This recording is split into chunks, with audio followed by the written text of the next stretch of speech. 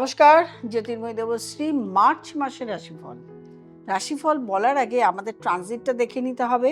বৃহস্পতি বক্রী অবস্থায় রয়েছে মিথুন রাশিতে, কেতু রয়েছে সিংহ রাশিতে এবং আমরা কুম্ভ রাশিতে রাহুকে পাই। সেখানে 14 ফেব্রুয়ারি থেকে চলে যাবে রবি, সেখানে থাকবে 16 ফেব্রুয়ারি অবধি। তারপরে 16 ফেব্রুয়ারি থেকে মার্চ মাসে চলে যাবে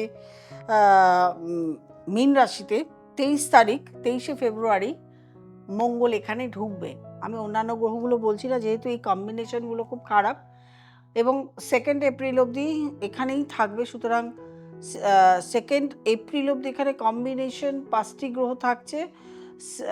16 তারিখের পর থেকে, মার্চের 16 তারিখের পর থেকে রবি শুক্র বেরিয়ে যাচ্ছে। রবি শুক্র শনি কম্বিনেশন হয়ে যাচ্ছে মীন রাশিতে, আর এখানে থাকছে মঙ্গল বুধ আর রাহু।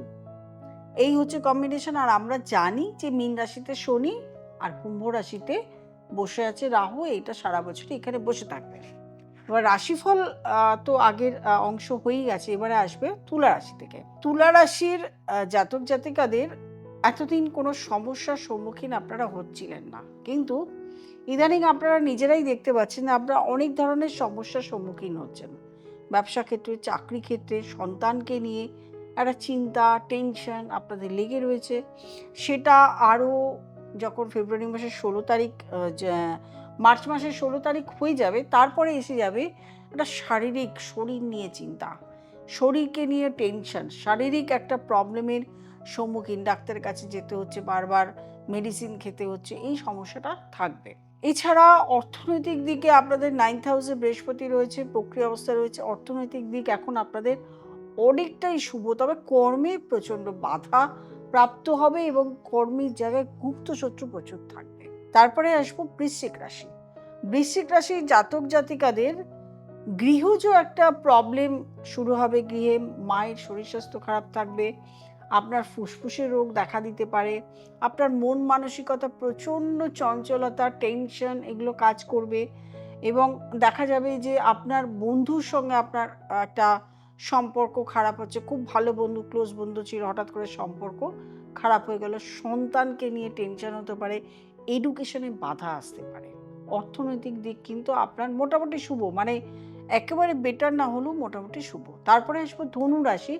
ধনু রাশির জাতক জাতিকাদের এডুকেশনে বাধা আসবে এবং এডুকেশন যারা করছে তারা তো কোনো না কোনো একটা পরীক্ষা, এই মার্চ এপ্রিল পরীক্ষা চলছে অনেক সন্তানদের, অনেক বাচ্চাদের, বা কোনো সরকারি চাকরি বা বেসরকারি চাকরি, এই যে ইন্টারভিউ দিতে যাচ্ছ, এই ইন্টারভিউ দেওয়ার সময় একটা ভয়, ভীতি, টেনশনের কাজ করবে। সেগুলোকে কাটিয়ে উঠে ইন্টারভিউগুলো দেবেন। আর এই ভয়ভীতি কাজ করলে কিন্তু প্রবলেম আছে।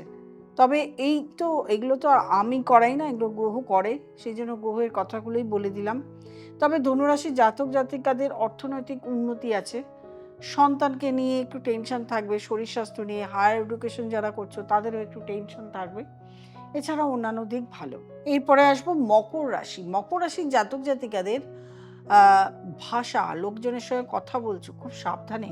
নিজের পারিবারিক লোকজনের সঙ্গে একটা সমস্যা, বিবাদ এগুলো লেগে থাকবে, এগুলো থেকে সাবধানে থাকতে হবে। অর্থনৈতিক ক্ষতি, সঞ্চয় হবে না, ক্ষতি হবে।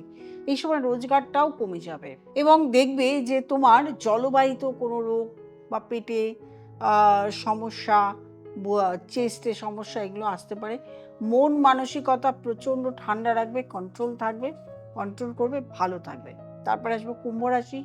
কুম্ভ রাশির জাতক জাতিকাদের মাসের যারা মার্চ মাসের প্রথম দিকটা, তাদের দেখবে প্রচণ্ড মাথা গরম হচ্ছে। প্রথমেই বলবো, মাথা গরম করলে চলবে না, ইমোশনাল কম হবে।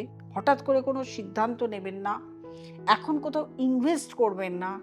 আপনাদের আত্মীয় স্বজনের সঙ্গে প্রবলেম আসতে পারে, আপনাদের নিজস্ব ফ্যামিলিগত প্রবলেম আসতে পারে, বিয়ের সংযোগ থাকলে কেটে যেতে পারে, বিয়ে প্রেম থাকলে কারোর সঙ্গে সেটাও সম্পর্ক নষ্ট হয়ে যেতে পারে। তবে সবগুলোর জন্য ধৈর্য রাখুন, ধৈর্য রেখে চলুন। হঠাৎ করে কোনো সিদ্ধান্ত নেবেন না, এটা হচ্ছে ফার্স্ট কথা। সব কিছুর জন্য ধৈর্য রাখুন, চুপ থাকুন, মাথা ঠান্ডা রাখুন। তারপরে আসবো মীন রাশি। মীন রাশির জাতক জাতিকাদের আপনাদের প্রচণ্ড পরিমাণে খরচা, কোথায় যে খরচা হয়ে যাবে, হঠাৎ করে এমন একটা প্রবলেম ক্রিয়েট হয়ে গেল যেখানে অর্থ আপনাদের ক্ষতি হয়ে গেল, শারীরিক অসুস্থতা শুরু হয়ে গেল, বাড়ির ফ্যামিলি মেম্বাররা কেউ হসপিটালাইজ হয়ে যেতে পারে, মেডিসিনে প্রচুর খরচা হয়ে যেতে পারে। তবে আইনি জায়গা থেকে সাবধান থাকবেন।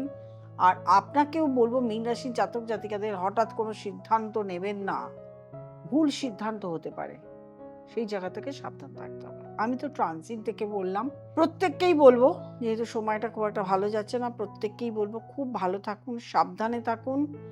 আর যারা সমস্যায় পড়েছেন তারা অবশ্যই যোগাযোগ করে নেবেন। নিচে কন্ট্যাক্ট নাম্বার দেওয়া আছে, সেই নাম্বারে ফোন করে বুকিং করে চেম্বারে আসবেন অথবা অনলাইন কনসালটেশন করে নেবেন। আর যারা নতুন প্রোগ্রাম দেখছেন তারা অবশ্যই সাবস্ক্রাইব করবেন, লাইক করবেন, কমেন্ট করবেন, শেয়ার করবেন এবং নোটিফিকেশন অল বেলটি প্রেস করতে ভুলবেন না। প্রত্যেকে ভালো থাকবেন, আনন্দ